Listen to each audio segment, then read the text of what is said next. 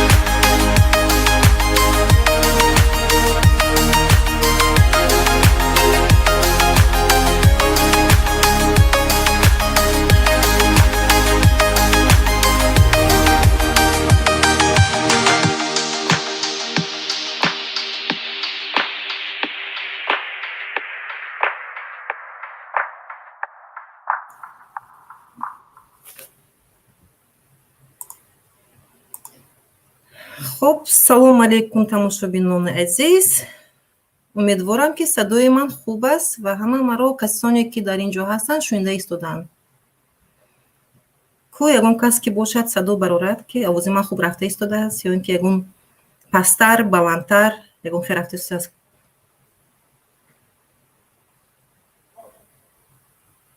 садои ман хуб аст? маро шунда истодаен? خیر با فکرم که شونده ایستادین همه کسان. خیر باری دیگر سلام علیکم دوستان. امروزه موضوع انتخاب کرده من این موضوع الیمنت و عهده‌داری های والدین می باشد که این هم یکی از درد جامعه است. متاسفانه امروز در تاجیکستان در اول من میخواستم کمتر معلوماتی مورد الیمنت پرداخت الیمنت و یک معلوماتی مفید هم میخواهم چند با اون نفرانی که از پرداخت الیمنت سرکشی میکنن با اونها قبلا پیش در به کودکس شهروندی تغییرات وارد کرده شده است و اون رو به پارلمان پیشنهاد کرده شدند هم اون برای سنگین کردن جزا نسبت اون شخصانی که الیمنت از پرداخت کردن الیمنت سرکشی کرده ایستادند. من حاضر به شما میگم چه جزاهای سنگین‌تر کرده ایستادند. متاسفانه این به شخصانی که از الیمنت سرکشی میکند موافق نمی‌آید. خب این رو ببینین که در طول این 6 ماه 250 نفر شهروندان اکثریتش بانوها میباشند مراجعت کردند که یعنی که شوهران آنها از پرداخت کردن مبلغ الیمنت سرکشی کرده ایستادند و آنها ساعت‌های طولانی در پس درهای سود اجراچی ها انتظار میشن برای دسترس نمودن مبلغ الیمنت، ولی ناامیدانه به خانه‌های خود برمیگردند. سببش چی؟ گویا که بنابر نشان دادن فرزندان به پدرها سرکشی کرده ایستادند برای پرداخت نمودن مبلغ الیمنت. این یکی از سبب‌ها باشد، گرچند که آنها این رو انکار کرده ایستادند که این نوابسته از این هم هستند نفرانی که از پرداخت کردن الیمنت سرکشی کرده ایستادند. متاسفانه این رو ببینید که اگر پیشتر در پس از 3 ماه نپرداختن مبلغ الیمنت جزا نسبت اون نفری که از سرکشی کردن الیمنت تطبیق کرده میشد، این حال بعدا اگر که قبول کرد پارلمان، من باوری دارم که قبول میکند چنین پیشنهادها رو، پس از 1 ماه نپرداختن الیمنت میتوانند به جوابگیری جنایتی کشند. جزا هم نیز کمتر و از بینتر کرده شده است. 180 ساعت کارهای اصلاحی، کارهای حتمی، 2 ساعت محروم نمودن از آزادی یا 2 سال جزا کارهای اصلاحی پیش بینی کرده شده است. متاسفانه چنین هست. پرداخت کردن مبلغ الیمنت کمتر معلومات میدهم چطور در پرداخت کردن مبلغ الیمنت این در باب 13 کودکس عائله پیش بینی کرده شده است. اونجا یک چند ماده ها رو در بر میگیرد. من فقط گفته میگذارم، البته پدر و مادر والدین اگر گیریم عهده‌دار هستند که فرزندان خود رو، فرزندان نابالغ خود رو تربیت دهند، تعلیم و تربیت دهند. اگر متاسفانه پس از جدا شدن عائله ها هستند بسیار وقت فرزندان همراه مادران میمونند، قرار میگیرند و در تعلیم و تربیت مادران قرار میگیرند. این هم به عنوان ما بسیار مشکل زیاده در چنین شرایط آورده ایستاده است. پیشتر نیز این معماها در ما وجود داشت، عین حال باشد با بسیارتر شده ایستاده است.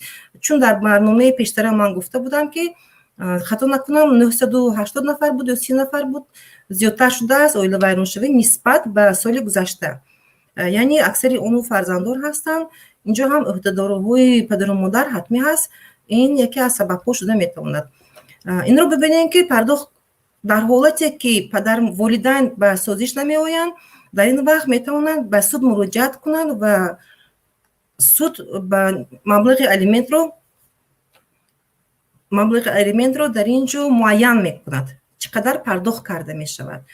ماده هاش رو من به شما اینجا گفته نمیگذارم، چند ماده هست، ماده بسیار هست. الیمنت می شود به طریق استوار، به طریق حصگی جدا کرده می شود. در حالتی که درآمد والدین معین کرده شده است، یعنی جای کاری رسمی دارد، اون وقت به طریق حصگی معین کرده می شود از جانب سود. یعنی که برای 1 فرزند 4 حصه می شود، برای 2 فرزند 3 حصه تقسیم کرده می شود، برای 3 فرزند و یا زیاده باشد که نصف مبلغ ماهانه از درآمد والدین جدا کرده می شود. اگر در تامینات چنین حالت ها هم شده می تواند که اگر فرزند در تامینات پوره دولت باشد، در اون وقت باشد سود می تواند مبلغ الیمنت رو کم کند یا اینکه تماما از پرداخت کردن مبلغ الیمنت آزاد نماید. این چنین به طور استوار هست پرداخت کردن مبلغ الیمنت. در این حالتی که اگر جای کاری معین نداشته باشد یا اینکه درآمد نتوره میگن یا اینکه با اسعار ملی درآمد کرده باشد، البته در اینجا هم وضع مولوی مودی والدین رو به نوبت گرفته می شود، به طریق استوار اینجا معین میکنن. باز چنین گفتن، چنین یک چیز دیگر رو درک کردن میخواندن در اینجا میتواند اگر که پوره فرزند در نگاهبین دولت قرار داشته باشد، اون وقت اون الیمنتی که از طرف والدین جدا کرده می شود نصفش رو برای تأمینات کودک یعنی که صرف کرده می شود. اون مؤسسه قرار دارد کودک یا اینکه مؤسسه تعلیمی باشد، مؤسسه дигар муассиқ қарор дошта бошад. Барои нигоҳубини кӯдак 50%-аш, 50% дигарашро ба сурат ҳисобҳо ба бонкҳо гузаронда мешавад. ин буд маълумоти кӯтоҳ оиди пардохти маблағи алимент. акнун ман интизори саволҳои шумо ҳастам. ку як-ду нафар меҳмон доштем.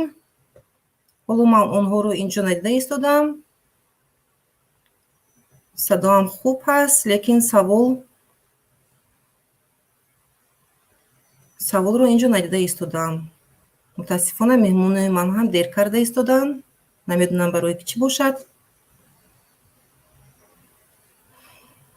хуб, як чиз дигарро ман қайд мекунам, яъне ки ҳоло меҳмономон наомада истоданд. фурсат дорам, аз фурсат истифода бурда ба канали ман обуна шавед. адвокат Муаззама Қодирова боз нашр намоед, лайк монданро аз хотир набароед, то ки дигарон хабардор шаванд ва дар оянда барномаҳои бисёр ман дар нақша гирифтаам.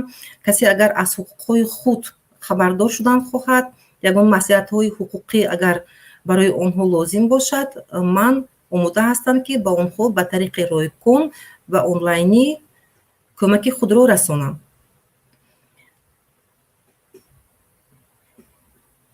хуб, меҳмонои мо дер карда истоданд. омадан ба студияи мо омадан меҳмоне ки ман интизор будам. ҳозир як дақиқа. муҳоҷирбача. салом алейкум. ва алейкум салом ва раҳматуллоҳи ва баракатуҳ. бисёр хушҳолам садои шуморо шунда истодам. хуш омадед ба барномаи адвокат Муаззама Қодирова. агар ягон гуфтанӣ дошта бошед, ягон пешниҳод дошта бошед, ман шуморо гӯш карда истодам. умедворам хуб бошед. саломат бошед. хоб, масъалаи ҳамин аломин як маълумот якамтар суҳбат кунем. иҷозат боша агар? албатта, бифармоед. дар моменте ки 3 сола пешпардохт кардем, ҳуқуқ доранд ки дубора ариза бинависанд? шумо камтар шаҳр медодед? ҳолати корро ба фикрам ин хубтар мешуд. ҳолати кор аз 2019 оилаи мо ҷидо шудем. мутаассифона соҳиби 2 фарзанд ҳастам. вақте ки мо дар сути ноҳияи Синои шаҳри Душанбе делаи мо даъвоҷат оғоз шуда буд, мо дар ҳамун соли 2019 3 сола маблағ то 2022 моҳи ноябра пешпардохт карда ҳастам. мақсад ки дубора таҳти фишор овардесанд волидайни моро. ба ҳамин хотир амира як рӯшанӣ андозам ки ҳаққу ҳуқуқ доранд ки дубора мақсад дар волидайни моро таҳти фишор овардесанд ки хостанд ки 18 соларо пешпардохт намоянд. фаҳмо аз тарафе ки волидайни шумо таҳти фишор қарор доранд? аз тарафи аризаи вақте ки волидайни мо инчунин ба ман савол кард, ман дубора тамос гирифтам ба ноҳияи Сино ба котибаи суд, вале котибаи суд гуфт ман аз ин хабар надорам, вале мутаассифона ҳаққу ҳуқуқ надорад касе ки дубора нашриёти аломин ариза намояд. мутаассифона дар ин ҳолат аз ноҳия таҳти фишор овардесанд волидайна дар бораи аломини фарзандон. яъне ки аз ноҳияи ман дуруст фаҳмидам, аз суди ноҳияи Сино фишор оварда истоданд ё ин ки аз тарафи закси мо дар шаҳри Душанбе гузашта буд. ман оиладор соҳиби 2 фарзанд ҳастам. 2019 ман ҷидо шуда будам. мутаассифона вай истиқомат ки мақсад ҷои зисти чим дар Душанбе ба том вақта волидайн адели зиндагӣ медошт, мо адели. яъне ки ҳамроҳи шумо волидайни шумо зиндагӣ намекарданд, шумо хоҷагӣ якҷоя бо волидайнтон намебурдед? дар ноҳия зиндагӣ мекарданд, мо мутаассифона дар шаҳр зиндагӣ мекардем. вақте ки ҷидо шудем, ман ба Федератсияи Русия омадам. дубора ҳуқуқ доранд ки мисол ноҳия равон кан суд ноҳияи суд рӯй кардин мақсад хонаи моро таҳти фишор овардесан. خب من فهمیدم سوال شما رو مجری بچه. از روی که من معلوماتی که شما با من پیشنهاد کردید شما مبلغ الیمنت رو علاقه 3 سال پیشتر پرداخت کردید، لیکن عین حال همسر شما عریضه وارد کرده است برای پرداخت نمودن مبلغ الیمنت فرزندش تا 18 ساله، یعنی که پیش پرداخت طلب کرده ایستاده است. بله پیش پرداخت طلب کردن، لیکن متاسفانه در این حالت من توجه معلومات دارم تماس گرفتم، ولی از طرف آنها هیچ شک شبهه نیست. از سوت سینو من تماس گرفتم صحبت کردم ما خبردار نیستیم. سوت نوعیه ما مقصد حقوق داره که دوباره همی دیله را بالا برداره. علاقه ما در سوت دنویه نیستیم. حتی نوعیه در مقصد علاقه که ما یکم زکس نداریم، یکم چی نداریم در اوجا. شما جدا شده هستین، رسما جدا شده هستین، درست فهمیدم؟ رسما جدا شده هستین. این رو ببینین که در کودکس اویله، یعنی که در باب 13 در بسیار مورد ها دیده برآمده است چطور سپردن مبلغ الیمنت، لیکن شما که عین حال پیش پرداخت نمودین 3 سالش رو قبلا پیش پرداخت نمودین، اونها حقوق نداشتن که از شما برای طلب کردن باز برای فرزندتون تا 18 ساله چنین در قانون این رو نوشته نکردن، قانون پیش بینی نکرده است. یعنی شما علاقه پیش پرداخت کرده این. بعدا قدم اول شما اول باید از اونها نسخه عریضه دعواگیر رو طلب نمایین. حتما اونها به شما نسخه عریضه دعواگیر رو پیشنهاد نمایین. اونها میتونن به طریق آنلاینی به شما پیشنهاد نمایین. اگر که شما دسترس میکردین نسخه عریضه رو ما میدیم اونها در کدام اساس در کدام ماده اساسی کودکس اویله به شما از شما چنین طلبات کرده ایستادن و بعدا اونها نسبت والدین شما یگان حقوق فشار آوردن ندارد، نه از طرف سود نه از طرف دیگر مقامات ها اوید این مسئله. فهمیدید من رو؟ یعنی که قانونگذار این رو پیش بینی نکرده است چنین حالت ها رو. حالا که شما گفته ایستاده این که پیش پرداخت نموده این. البته از 3 ساله پیش پرداخت نمودن 2019 تا 2022 متاسفانه تا ماه نوامبر من هرچی که سود چی شده بود اون را من پیش پرداخت کرده هستم. و میتوانن عریضه البته پیشنهاد کنن با عریضه دعواگیر اوید زیاد کردنی مبلغ الیمنت. شاید همین سبب بوده. لیکن این هم باید وضع مولوی شما رو مدیر مولوی شما به نظر گیرد، این مرافع سودی میشد. به هر حال شما باید از اونها اول پیش از همه نسخه عریضه دعواگیر رو طلب کرده گرفتنتون لازم هست. این حتما است. اوید فشار باشد یگان کس حقوق فشار آوردن سبب شما پرداخت کردگین علاقه فشار آورده هم نمیتوانند. نباید فشار، این غیر قانونی است. عملهای اونها غیر قانونی است کسی که باشد. خب اینجا اگر سوالی هست در میان میامد اومگی است اگر از نگاه دینی بگیریم اینجا یک برادر ما در زندان غلطیدگی است ولی شوهر اویلش در توجیکستان رفته است شوهر کرده است. از نگاه اسلام درست است یا نه؟ نفهمیدم سوال تکرار کنید. یا برادر ما در زندان مسکو غلطیدگی است اویلش توجیکستان رفتگی است، در توجیکستان به شوهر برآمده است. از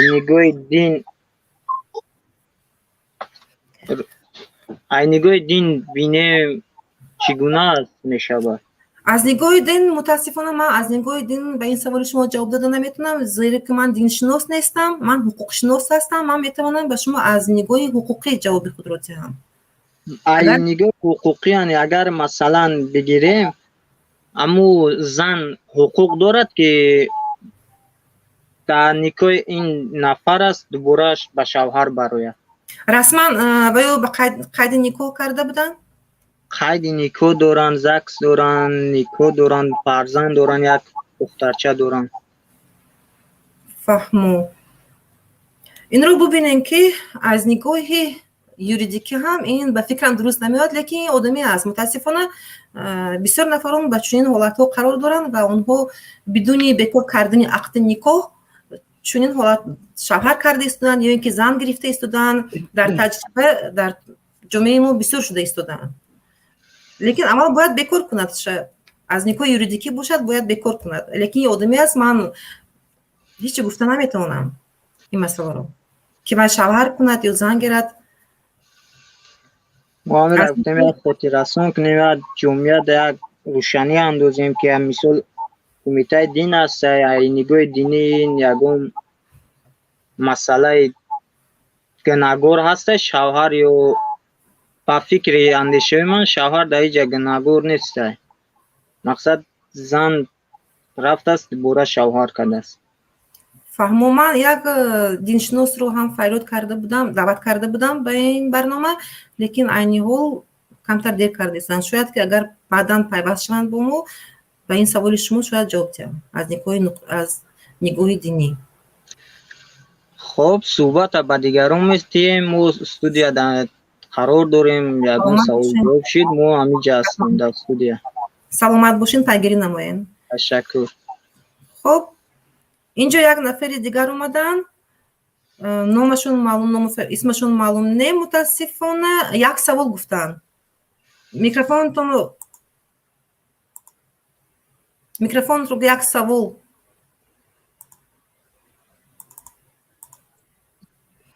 یک سوال من رو میشنوین؟ صدای من رفته است؟ بله بله. سلام علیکم معظم خانم کدیرова. و علیکم بر سلام. سوالی من چی بگم؟ نه اونقدر خوب ما فرمولировка که میتونم سوال من یکی میتونم مثلا ابیسید کرده شما را که چی میخواهم. به هر حال بفرمایید، من کوشش میکنم که فهمم شما رو. به زبان تاجیکی حرف زدین البته. بله بله. تمام. در حالتایی که مثلا زن شوهر در سن سالهای قریب به پیری مثلا 60 ساله 65 ساله در جامعه همین خیلی هست که مثلا زناشون میگذره مردکو بمبرن هیچ گپ نیست، زنکو خیخش رو داشت با زندگیشون قدم میگیرن. متاسفانه بعضی مردکو در 70 سالگی دو پور در یک دوزه میمونن و بچه‌هاشون دیگه دیوانه میکنن که خیلی مثلا مورا زن بکوبی خیلی بک مقصد هست میخواد. ما سه آدم میشناسم بعد حالتای هستن که مقصد یک زنکه که 50 ساله را برای مسافر میاری مثلا نکاح میکنی 5 سال زندگی میکنن و کودک نمیوان. مقصد انا مسافر میبره میره و این زنک در بین میمونه. مقصد خیلی کنن که نه سیخ بسوزه نه کباب.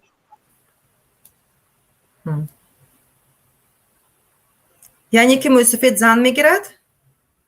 خیلی همین خیلی هست که خیلی مقصد اینا بگذار که یک همسایه مقصد 65 ساله هست مسافر اویلش میگذاره مقصد همود از زن میگیره 40-50 ساله زنک میگیره بعد 5 سال مسافر میموره این زنک در او خونه چی گویم همین خیلی لیشنی آدم میشود همین خیلی حالتو باید خیلی کنیم که مقصد نه او زنکی بیچاره چی شود مقصد بسوزه بعد اگر او کودک نیاوه تمام دیگه او رای خونه سر میکنن. مثلا تیپ قانون همین خیلی کردن در کاری که درست باشه حتی بعدی مثلا پیش همین هر دی همیورا مقصد زکسیو نیکو کردن لوچ یگم تگاور بنویسن که خطیب یگم هوچسکه بنا میویزنن یا که نیمی همون خونه که مقصد بعدی گذشتن همون مردک همین زنک در قدیرت نمونه.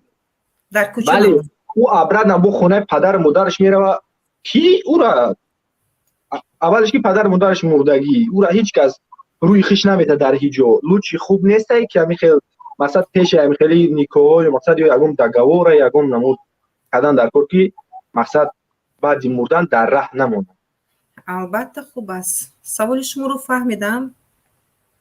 یعنی که مسافرت خوب شخصانی که کلانسال میشوند زن میگیرند بعداً باشد زنایشون بعضا فرزنددار میشن بعضا به فرزند تولد نمیکنن لیکن پس از مردن شوهر اون کس زنها میشوند سرسون. این از موضوع ما کمتر بیرونتر هست لیکن به هر حال من کوشش میکنم به شما جواب دهم. در این حالت لیکن در تجربه ما در جامعه بسیار هست. من بسیار شنیدم، متاسفانه خود هم دیدم мешавад маскун. Агар расман ЗАГС дошта бошанд, расман ақди никоҳ дошта бошанд, баъзан ба ҳолати автоматӣ метавонад аллакай ҳуқуқ пайдо кунад ба мерос. Вай мард ки дар номаш агар ки ягон чи бошад, хона, мошин ё дигар амвол ки бошад, мерос мешавад инҷо аллакай. Баъзан ҳуқуқи мерос гирифтан дорад. Чӣ хеле ки фарзандои ҳамон марде ки гузаштааст, мусафед, ҳуқуқ дорад барои ба мерос, ин зан ҳам баробари ҳамонҳо ба мерос ҳуқуқ дорад. Яъне ки набояд аз хона берун шавад. На танҳо хона, ба дигар амволҳои вай мард низ ҳуқуқ дорад. ҳуқуқ пайдо мекунад. Агар ки расман ақди никоҳро ба қайд гирифтагӣ набошанд, дар ин ҳолат ҳам ҳаст дигар тарафи қонун маскун шуда метавонад. дар он ҳолате ки аз 6 моҳ зиёда зиндагӣ кард дар ҳамон хона, аллакай ҳуқуқ пайдо мекунад барои маскун шудан. ҳатто ба мерос гирифтани тасдиқ карда тавонад ки вай никоҳ кардааст, метавонад ба мерос ҳам ҳуқуқ дорад. яъне ин вобаста бо инро бибинем ки аз имоми инсофи худи мардуми мо аст. мутаассифона бисёр мардои мо бубахшанд маро аз имому инсоф дур шудаанд. бисёр корҳоро раво мебинанд. чунин ҳолатҳо ҳам бисёр мушоҳида кардаем дар ҷомеаи мо ки бироварда пеш кардаанд, яки занҳо инҷо ҳам агар бубинанд, занҳо сарсон шуда истодаанд, ҳуқуқҳои занҳо поймол шуда истодааст. мутаассифона дар ҳолате ки шумо гуфтед, ҷавоби ман ҳамин аст, метавонад маскун шавад агар ҳуқуқ пайдо мекунад ба мерос. ягон кас ҳуқуқи бароварда пеш кардани вай занро аз вай хона надорад. метавонад ба тариқи судӣ дар он ҷо маскун шавад ё ин ки тасдиқ кунад, мерос гирад дар оянда ва дар он ҷо зиндагӣ кунад.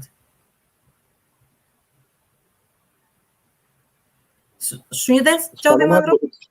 саломат бошед апаҷон. бале, ман ҷавобма гирифтам.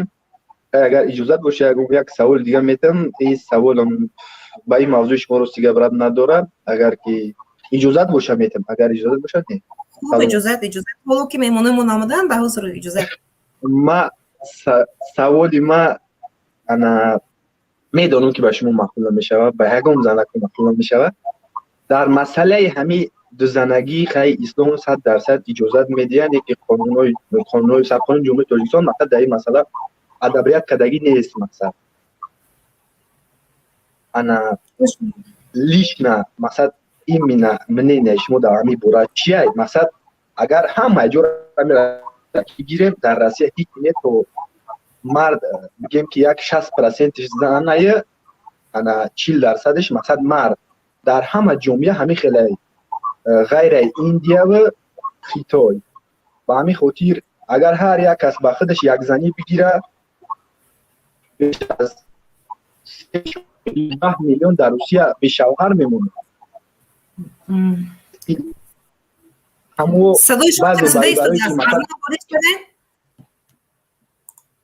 садоатон аз нам ворид шавен. хуб, як одами дигар омадааст, меҳмони мо. ба фикрам чеҳраи ин касро аксар мешиносем. ин кас Акмал Астанаев, ходими халқ, барандаи, яъне ки соҳиби канали ходими халқ мебошанд. хуб, савол дошта бошем, бифармоед. аввалан ки салом ба кулли бинандагони шумо. хеле хушҳолем ки барномаи шумо бигем ки имрӯз авҷ гирифта истодааст ва барои ҳуқуқи барои мардум саволҳои ҳуқуқӣ додан. аммо ман мутаассифона ҳамҷа тамошо дорам, дар кор ҳастам. неки ба ҳар ҳол гуфтам як дохил шавам. дӯстои азиз ва ҳамватанҳо, як хоҳиш кардани ҳастам ки яъне оиди масъалаи алимент мушкилӣ дорен, танқисӣ дорен, яъне дар ин чизо кӯшиш кунед, суҳбат кунед. як мусафеди 80 сола зан гирифтад, ира қонун ман намекунад ки мусафеди 80 сола ё ки як занаки 80 сола як ҷавона бигира ё ки як мусафеди 80 сола як духтари ҷавон бигира. ина дар ягон ҷо қонун ман кардагӣ нест. ин саволое ҳаст ки бовар кунед як хандаовар аст. уро фақат дар инсофи ҳамун инсон ва ҳамун зан ё ин ки ҳамун мард, яъне ки шароитошон дар вобастагӣ дорад. ин саволо бовар кунед намешидани савол аст. шумо мушкили алимент доред. дар Тоҷикистони мо воқеан бигем ки мушкили алимент зиёд аст. барои он ки агар мо назар кунем, ма хидмам аз сарм гузарондагӣ ҳастам, бисёри инсонҳо офиtsiалӣ даход надоранд, яъне як моҳ 200 сомон даход мекунанд, моҳи дига 500 сомон. яъне даходи онҳо мисли гундушкаст, мисли парранда аз кӯча ҳаст. мераванд ҷое ки дар замин як парранда меяд ҷорава ки як дона рехтагӣ зиёдтар мехӯрад, ҷое мерава ки дона нест, як дона ду дона мехӯрад. мардуми мо мисли як парранда ҳастанд, ризқи онҳо аз ҳаво аст. офиtsiал даромад надоранд бечоро, аммо барои гардани мо навязват кардани фикр кунам ки ин фалон пул моҳона ту ёфтате, ҳамин сабаб аст ки аксар ҷавонҳо алкаш шида рафтестанд, аксар занҳо наметонанд, мисол гирем ӯ ҷавон ӯ пула ёфта, зан рафта бо фарзандош хича дар дарё андохта истодааст, яъне қатл кардани худкушӣ бурда истодааст ин чизо. ҳамин чиза ман аз ҳукумат, яъне аз барномаи шумо истифода бурда мегуфтам ки ҳамин чиза тарозура нигоҳ карда фарзандора кадом тараф мондана фикр кунанд. баъзе оилаҳо ҳаст, мардакҳо мисол гирем хонаводааш баъзе шароити хуб доранд назар ба ин оилаи бигем зан, баъзе аммо имрӯз қонун мегирад тарафи зан дода истодааст, зан дода истодааст, ӯ чиза зан худаш бечора гӯем заиф аст, яъне тавоноии ҳамроҳ кӯдак кашидан.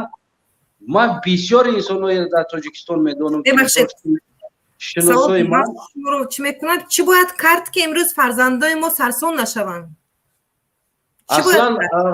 аслан барои ин кор бояд ҳукумат аслан гирем садикҳо ё ин ки мактаб интернатҳо аз буҷаи давлат бояд кушода шавад ки он инсоне ки мисол ин тараф ё он тараф шароит надора, ина ҳукумат бигира нигоҳ куна, мисли давлатҳои аврупоӣ. вақте ки мебинанд ки падарам шароит надора, мебинанд ки модарам шароит надора, уна ҳукумат бар дӯш мегира. вақте ки ман пешниҳоди ман дар ҳукумат ин аст ки ҳукумат шароита дида фарзандора распределят кунанд, яъне тиян.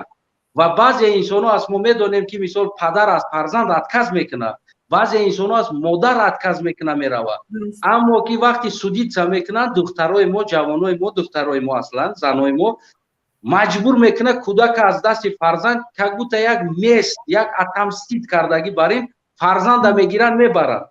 шахсан оилаи ман ҳамин ҳолат шидагӣ аст ва мебаранд дар уҷа, мебаранд дар як ҳолати зиндагӣ мекунанд, дар як ҳолате мебаранд ӯ кӯдака ки бомжутари зиндагӣ намекунанд, не ки падарашда наметад.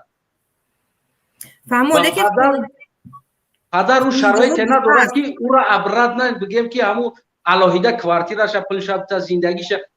ин чизо бисёр аст. мегиранд модару пула мегира кайф мекуна, алименти кӯдака гирифта модар кайф мекуна. ман ин чизоро зиёд дидагӣ ҳастам. ман 100% боварӣ дорам ки модар алименти кӯдака гирифта кайф мекуна дар истироҳати худаш.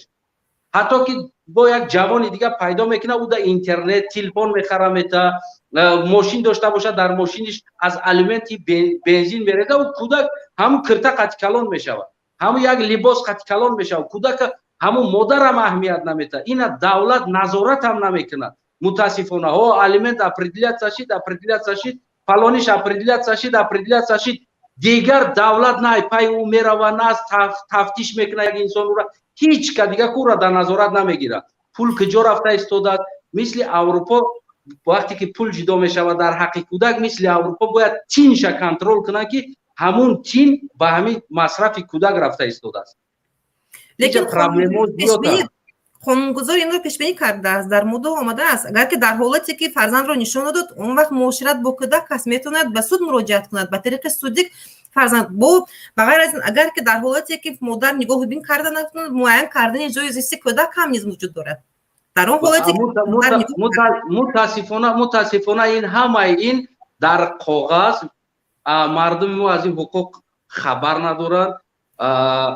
бештар ин барномаҳоро ҳам аз шумо хоҳиш мекардем то ки мардум аз ҳуқуқҳои худ огоҳ шаванд ва аз пули додагиш падар ки он пули барои фарзанд мегзарона талаб куна, контрол шавад ки ҳамун маблағ ба зиндагии фарзандаш сарф шавад, на ин ки дар айши ишрати модараш. ман худам ин чиза ба чишмом дидагӣ ҳастам ва аз сарам гузарондагӣ ҳастам. пулои додагии мара ҳамаш дар айши ишрат рафтагӣ. яъне ки шумо ҷабрида шудаед дар ин ҷо гӯед? ман шояд ки ҷабрдида гӯям, не ки аммо ман барои фарзанд гуфтам شایدم هسته خیلی پولای کلان هم دادگی هستم همش در عیش اشرت گذشته رفتگی است. یعنی این چیزا زیاد میشه و در تاجیکستان متاسفانه کنترل نیست. اگر این چیز کنترل میشه این چیز کنترل میشه. اینجا همش عیب دولت است برای که اون کنترل گفتنی گپ نیست. همه پراخر است. در حکومت ها هست همین شعبه هایی که نابالغان مؤسسه ها هست باید این همش رو زیر نظارت گیرن. این همش اگر از روی قانون گیریم در قانونگذار پیش بینی کرده است. او قانون در کتاب است اما در عمل سخن است خلاص. هر چیزی که اونم پروکرور میگه سود میگه یا که اولاد امام علی یا کسی دیگر گپ میزنه گپی او است. قانون در کتاب است. قانون برای کمبغل است. قانون برای بیچاره است که بالای سرش میویان قانون میگن. نه که قانون در عمل نیست. من خواهش میکردم که برنامه‌تون از زیاد کنید تا که مردم از حقوقای خودش خبردار شوند. تشکر. من برنامه رو جوری کردم.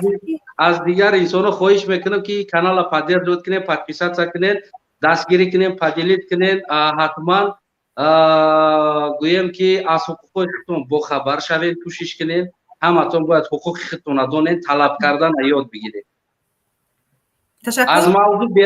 از موضوع بیرون سوال نتینیا مفید نمیدونم از نگاه دینی چی میشه. اینجا مسئله دینی نیست، اینجا مسئله مفید کامپیر نیست. از 18 ساله بالا قانون ورا زن شوهر شدن 3 سال یعنی اپریدیلیت شدگی این تماما دیگر مسئله است. این دیگر مسئله است. در قانون این چیز اومدگی نیست که 18 ساله بالا و حق نداره یک زنه که 30 ساله یا 40 ساله را گیره یا که یک 18 ساله دختر برای 40 ساله 50 ساله دا برسه. اینجا فقط فینانس و پلاژن انسان ها بازی میکنه، یعنی که کدام استاتوس یا که فینانس است. یعنی که از همین بیرون سوال نتین از الیمنت جبر دیده ها و گویم که انسان هایی که در همین حل همین مسئله ش یافته نمیتونن چیکار باید کنن همین حل کنن همین مسئله شونه. از طرف نگاه فینانسی خودش یا که شرایط خود یا شرایط عائلش از همینا سوال بیشتر باشه. خیلی برنامه جالب است. از این در میاد شما میخواین بیشتر معلومات ها فهمید اوید الیمنت مبلغ الیمنت درست است؟ بله اگر من اپریلیون الیمنت دادگی نیستم، نه که من از الیمنت 100 برابر هم زیاد دادگی هستم. آدمایی هستن که همین چیزا بیچاره نمیدونن، در کلاشون نویازت میکنن میبندن نمیدونم. بله همین چیزا بیشتر روشن شوند، انسان‌ها از حقوقشون باخبر شوند و از مردم هم خواهش میکنیم که مردم عزیز پادپیسات کنید. از فقط از موضوع بیرون نبرآمده صحبت کنید. خیلی برنامه جالب است. من در کار هستم. سیرامون تماشا تشکر وردن. صحت و سلامت باشه. تشکر شما در خب هموطنان عزیز شنیدین اینجا نفران میخوان که اویدی در دایره موضوع صحبت کنیم و بیشتر معلومات ها پیدا نمایند. متاسفانه این خیلی مشکلی ها هم بسیار شده ایستاده است که زنهای ما مبلغ رو میگیرن، خیلی که دعوا کردن بعد دیگه جا صرف میکنن، یعنی که کودک ها امروز باشد بی‌پرستار موندن اکثریت. اینجا سوال ها اومده است یک قطار که یک سوال ها رو میدیدیم. چی سوال اومده است اینجا؟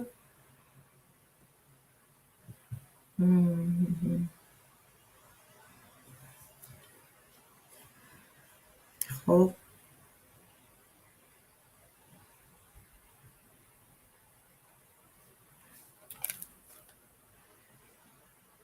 سوال ها رو حاضر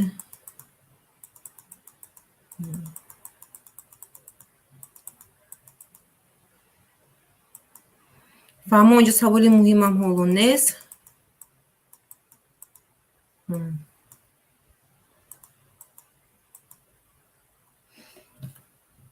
سوالی مهم هم اینجا نیست. خب دوستان اینجا من میخوام در اینجا درک نمایم که غیر از پرداخت نمودن مبلغ الیمنت از طرف والدین برای نگاه بینی فرزندان، باز میتوانند فرزندها اقتدار هم هستند که در تاجیکستان ما البته در تجربه نیست دیده، خیلی کم مشاهده کرده می شود که پدر مادران فرزندان خود را به سود داده باشند برای نپرداختن نگاه بین نکردن والدین آنها می باشد. لیکن قانونگذار این را هم پیش بینی کرده است. در قانونگذار گفته شده است که اقتدار کرده است که در حالتی که نگاه بین نکردن والدین میتوانند والدین فرزندان خود را به سود دهند، یعنی که مراجعت کنند تا که آنها نگاه بین نمایند.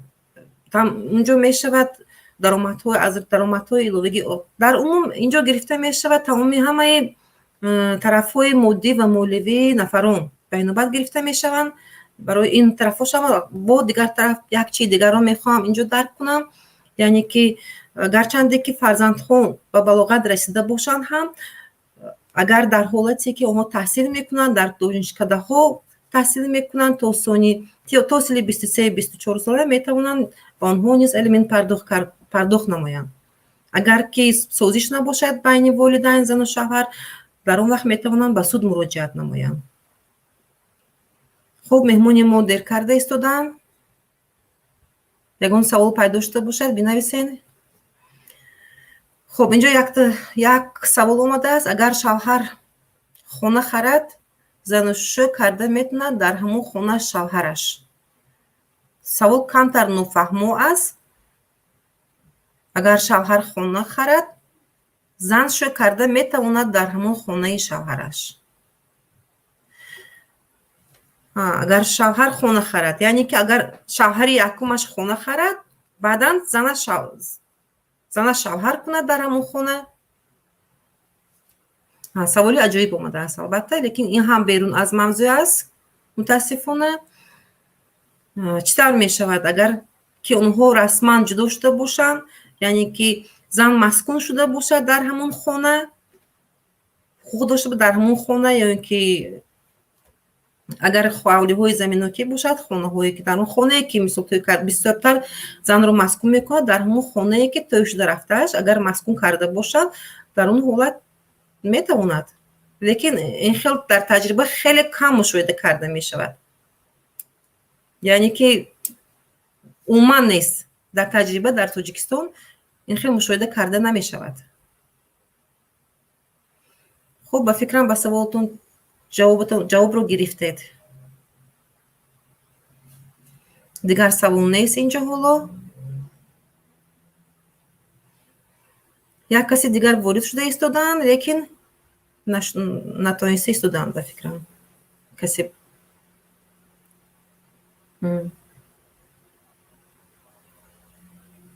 فهمون. سلام، بفرمایید سوالاتون رو اینجا در کامنت نویسید. گوش دارم.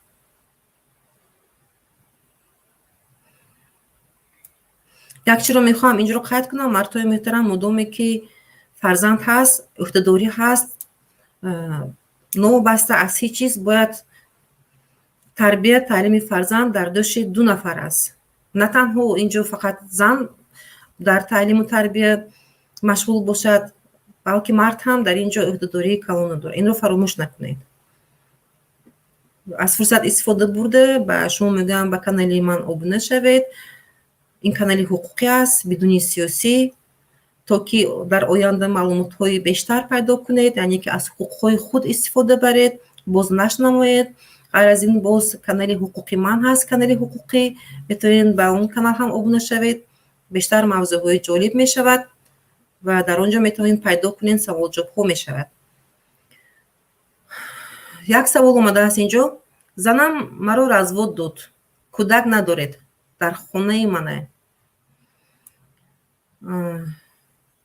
زنم مرا یعنی که شما جدا شده هستین، بین رسما نکاح داشته باشین، رسما نکاح نداشته باشین، جدا شده هستین، کودک ندارد، لیکن در خانه شما اون کس استقامت دارد. من پیشتر از این گفته گذشته بودم که اگر پس از 6 ماه که در آنجا زندگی کرد زن یا کسی نباشد، در اون وقت میتواند حقوق مسکون شدن رو دارد. لیکن این هم در تجربه در قانون هست، لیکن در تجربه کم دیده می شود. در حالاتی که زن فرزنددار نمیشد، اکثرا در خانه مرد زندگی نمیکنن، اکثر وقت در خانه پدر مادر خود والدین خود زندگی میکنن.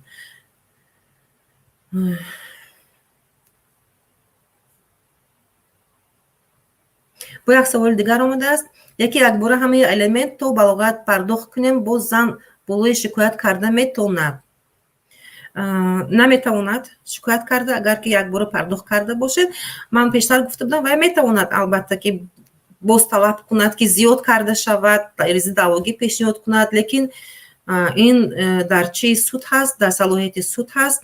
ман фикр дорам ки аризаи он кас рад карда мешавад, зеро ки пешпардохт кардааст. чунин ҳолатҳо ҳам дар мо шудааст ки пешпардохт мекунанд, ҳатто хона гирифта метиҳанд ба номи фарзандошон, аксар вақт ба номи занҳо, ба номи фарзандошон хона ҳам низ бо хона таъмин менамояд. ин ҳам хуб аст аз тарафи мардҳо, ки яъне ки фарзандои онҳо дар кӯча намемонанд, сарпаноҳ доранд.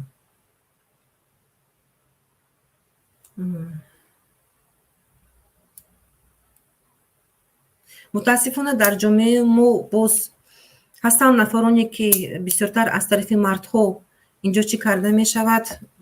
мо дар таҷриба дида ҳастем, пайгирӣ кардаем, яъне ки онҳо фарзандҳои бисёр доранд, 2-3 фарзанд дошта бошанд ҳам, ҳатто ба тариқи судӣ ҷудо муайян карда шуда бошад ҳам онҳо пардохт намекунанд, саркашӣ мекунанд. аз пардохт кардани алимент фарзандони он сарсон мешаванд, бетарбия мемонанд ва аксар вақт чунин ҳолатҳо ҳам мушоҳида кардаем, ки онҳо дар марди корбозор мебоянд, яъне ки дар бозорҳо аробакашӣ мекунанд. мардҳои муҳтарам, ба ин ҳашам аҳамият диҳем. боз як саволи дигар омадааст. Как насчет вторых и третьих жен, которым объявили талак?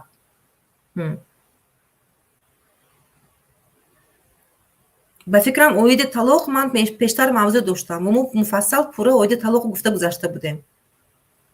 чӣ буд насчет вторых и третьих жен? Якумаш ин ки ман тарафдори дуюм, сеюм занҳо нестам, яъне ки аввал мардҳои муҳтарами мо занҳои аввалро пурра нигоҳ кунанд.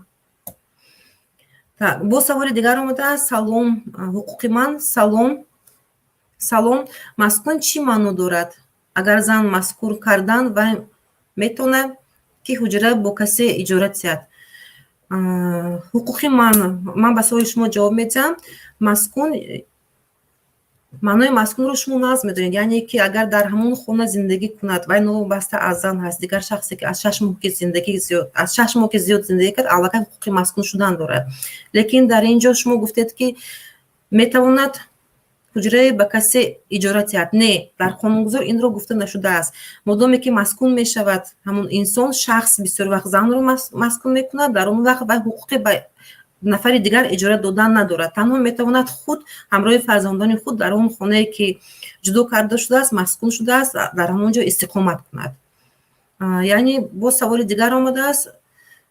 апаҷон, мо як шиносам, ба хотире ки вазъияташ хеле бад буд, мо якҷо рафтем, аммо дар ҳукумат ба мо ҷавоби рад доданд, кӯдакро қабул накарданд ва онҳо моро хеле суханҳои қабеҳ гуфтанд. яъне ки шумо фарзанд, як шиноси шумо фарзандашро нигоҳбин карда наметавонист, аз уҳдаи таъминоташ намебаромад ва рафтен ба ҳукумат муроҷиат кунем ки фарзанди худро ба ягон муассиса супуред, лекин дар он ҷо фарзандашро қабул накарданд. дуруст аст? ва суханҳои қабеҳ гуфтанд. ягон кас ҳуқуқи ягон нафар ҳуқуқи суханҳои қабеҳ гуфтанро надорад. ҳоло ин ҷо ки корманди давлатӣ аст, дар ҳукумат наметавонад бо сухан. мутаассифона инро ҳам мушоҳида карда истодаем. бисёр чӣ шуда истодааст дар ҷомеаи мо. лекин ҳуқуқи қабул накарданро агар ки он шахс тасдиқ кунад ки дар ҳақиқат аз уҳдаи нигоҳбини фарзанд баромада наметавонад, дар ягон ҷо кор намекунад, яъне ки даромад надорад, алимент намегирад, бисёр аз мисол хона надоранд, онҳо ҳуқуқи рад карданро надоранд, бояд қабул кунанд. метавонед шумо бо ариза даъво кунед. болотар, ба мақомотҳои болотар метавонед бо ариза и даъвогӣ пешниҳод кунед ва онҳо ҳатман бояд қабул намоянд. саволи дигар Равшан навистааст. занам дигар кас нағз мебинад, аммо 2 кӯдак дорад, ин чӣ кор кунам? муҳтарам Равшан, чӣ кор кардани шумо, модоме ки занатон дигар касро нағз мебинад, 2 кӯдак дорен, ҷудо шудагӣ нестен? ман нафаҳмидам, ин ҳам аз мавзӯъ берун аст. агар доир ба мавзӯъ савол меден, ин хубтар мешуд. боз як нафари дигар, Нур ТВ. салом, оё ман метавонам ман дар Россия ҳам ЗАГСи манро ҷудо кунам? ман ҷавобашро додагиам. به من میشوه این کار زکس جدا کنن. فهمو یعنی که این هم از موضوع بیرون هست. یکی معلش من به شما این مسئله میدهم، یعنی که شما جوابش رو به طریق مسلمانی داده این است، لیکن عین حال در روسیه قرار دارین و میخواین رسما زکس خود رو جدا کنین. در اینجا خاص صاحب فرزند رو ننوشته هستین، ها میتوانین اگر شما میتوانین وکالتنامه در کودکس گраждани هم پیش بینی کرده شده است، دیگر موضوع غیر از کودکس اویله باز کودکس گраждани هست، میتوانین وکالتنامه و روزی خود رو به یگان نفر نزدیک روان کنین و اونها میتوانن به طریق سودی یعنی که از نام شما برآمد کنن و جدا شوند، عقد نیکوی شما رو بکار کنن.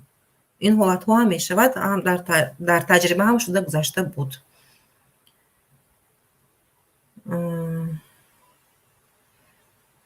Остановив. Бо савори дигар. Но если она вторая жена имеет 3 детей от этого мужа, и когда он даст ей талак, что будет? И нам аз мавзу бейрун хас. Ойде талоқ мавзуи мо алоҳида доштем. Ман гуфта гузаштагӣ будам. Дар ҳатто мо коршиносҳоро ҳам даъват карда будем. Ҳам аз назари ҳуқуқӣ, ҳам аз назари динӣ онҳо низ фикру ақидаи худро пурра баён карда буданд. Агар хоҳем ки пурратар фаҳмем, метавонем пайгирӣ намоем. Пештар аз ин наворое ки пахш карда шуда будам, ҳатто ман ба қисмҳо ҷудо кардаам ки то ки бинандаҳо кӯтоҳ-кӯтоҳ ҳам оиди масъалаи динӣ хабардор бошанд, ҳам ҳуқуқӣ, ҳам бо як-ду қиссаи дигари занҳои муҳоҷире ки дар чунин мушкилиҳо қарор доранд, онҳоро низ пахш кардаем. Метавонем дар он ҷо пайгирӣ намоем, тамошо кунем. Так, мо кӯшиш кардем, аммо моро ба мақомот бурда ва дар он ҷо маро таҳқир карданд ва мо соқит мондем. Саволотон камтар нофаҳмо. Зеботар кист? Зеботар кист навистааст инҷо. ҳозир саволи болотонро хонам. Ку зеботар ки саволи аввалотон апаҷон мо як шиносамон ба хотири ки вазъияташ хеле бад буд, мо якҷо рафтем, аммо дар ҳукумат ба мо ҷавоби рад доданд. Инро ман ба шумо ҷавоб додам пештар. Гуфтам ки ҳуқуқ надоранд, яъне ки шумо агар тасдиқ карда тавонед ки дар ҳақиқат аз уҳдаи таъмин кардани фарзандатон намебароед ва падар надорад, алимент намегирен, ягон даромад надорен, онҳо бояд қабул кунанд. агар ки таҳқиқ карда бошад, шумо метавонед ба мақомотҳо он нисбати он шахсе ки шуморо таҳқиқ кардааст муроҷиат намоед, то ки онро нисбати он кас ҷазо бинанд, ҷазои сазовор. Так, ҳамин маскун 18-солагида мешуд.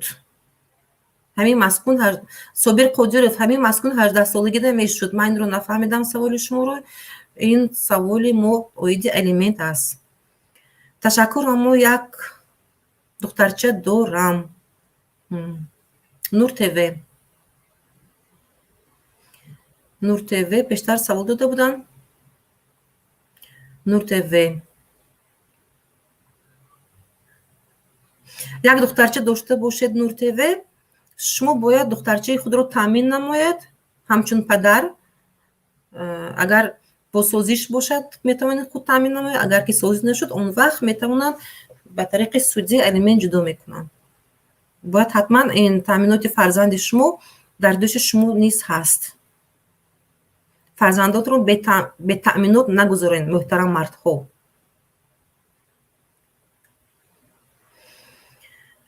Так, ба шӯъбаи полисҳо ҳатман ба шӯъбаи полис муроҷиат намоед аз рӯи нафаре ки нисбати шумо таҳқир кардааст ва гапҳои қабеҳ гуфтааст. Метавонед ба ҳукумати шаҳр муроҷиат намоед, ба Рустам Имомалӣ. Так, ҳуқуқи ман. Максим Илин, ман ба шумо силкаро равон кардам ки дар он барнома иштирок кунед ва саволотон пурра диҳед. Дуруст гуфтанд. Так. Независимо от того, вы вторая или сотая жена, дети, рожденные от таких браков, имеют полное право.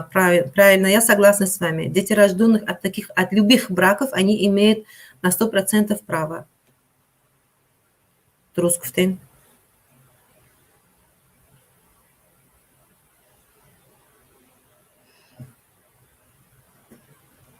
хуб, инҷо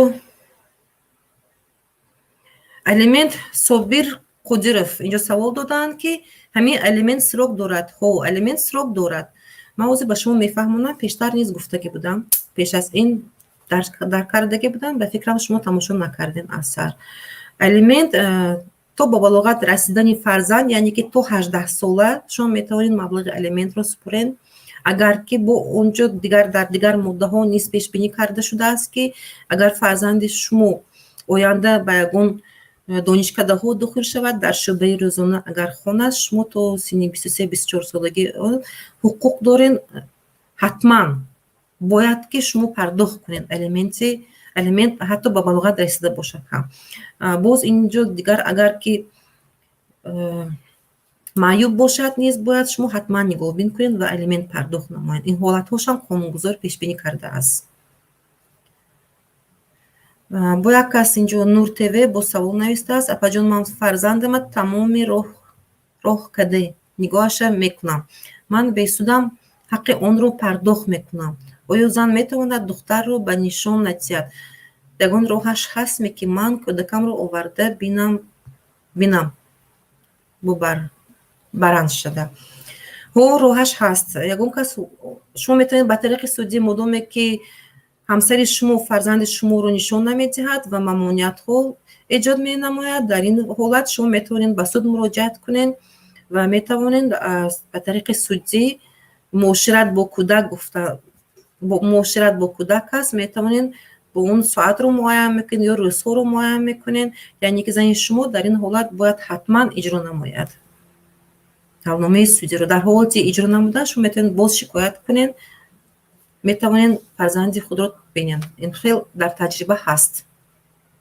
میتوانید مثال در یک هفته یک روز ببرین، 2 روز ببرین، وابسته از سن سال کودک اینجا هم هست. اگر کودک شیرمک میده باشد شما به ساعت‌های به روز یا هفته‌های دراز برده نمیتوانید. این رو هم سود معین مینماید. مولتی که شما چقدر میتوانید کودک خود رو برین. خب به این سوالتون جواب دادم. با سوال دیگر آمده است: صابر کوکس تا 18 صابر قدیروف تا 18 آبش چند سو می شود؟ سومش در یک فرزند. صابر قدیروف، من رو به شما گفته نمیتوانم که چند سو می شود برای یک فرزند. این وابسته باز از وضع مولوی شما، مدیر مولوی. اگر که شما جای کاری رسمی داشته باشید، از همون فقط همین رو میگم که اگر شما جای کاری رسمی داشته باشید میتوانند به طور حصگی 4 حصه برای یک فرزند جدا نمایند.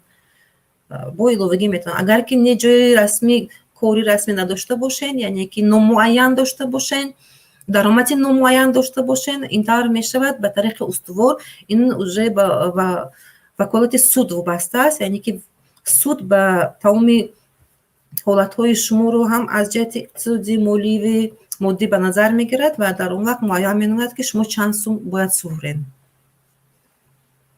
Савол дигар омадааст: Максим Ильич, а если нет работы и заставить мужа, который сам нуждается в пособии, платить алименты?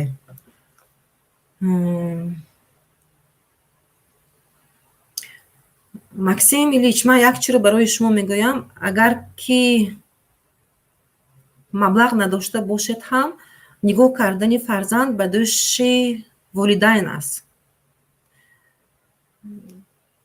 مثال میگیریم که شما از زنتون جدا نشده هستین، یکی در یک جای زندگی خودجگی یک جای زندگی میکنین و فرزند دارین. در اون وقت شما چیکار میکنین؟ اگر درآمد نداشته باشین، کار نکرده باشین، زن و فرزند شما چی میخورن؟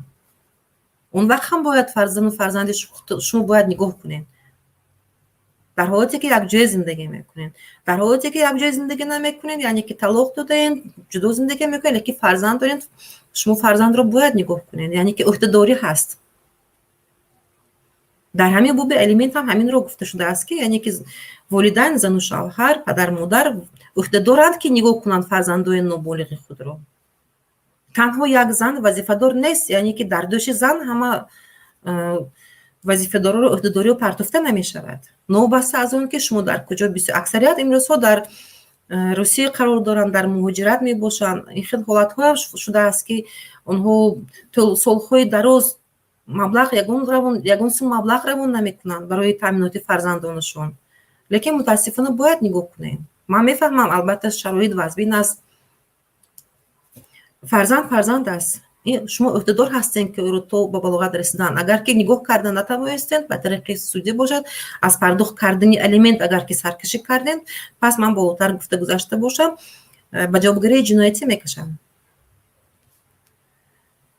ташаккури зиёд. Саломат бошен. Ман умедворам ки шумо ба саволҳои худ ҷавоб гирифтем.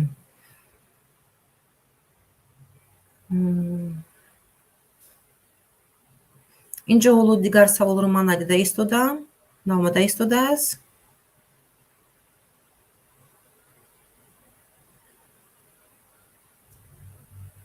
агар ки дигар савол набошад, меҳмоне ки мо даъват карда будем мутаассифона омада натавонистанд. Ман мехостам ки он меҳмон ворид шавад ва аз нуқтаи назари динӣ оиди алимент ба шумо камтар маълумот диҳанд, лекин шояд ки ягон кор пайдо кардан, ягон корашон баромад, барои ҳамин вориди барномаи мо шуда натавониста истодаанд. хуб дӯстон, агар ки савол дигар набошад, ягон кас вориди студия нашавад, дар ҳамин ҷо барномаро ба хотима мерасонем. лайк мондан, обуна шуданро фаромӯш накунед ба канали ман. дар нақша, агар дар нақша мо бисёр чиҳоро дар нақша гирифтагӣ ҳастем.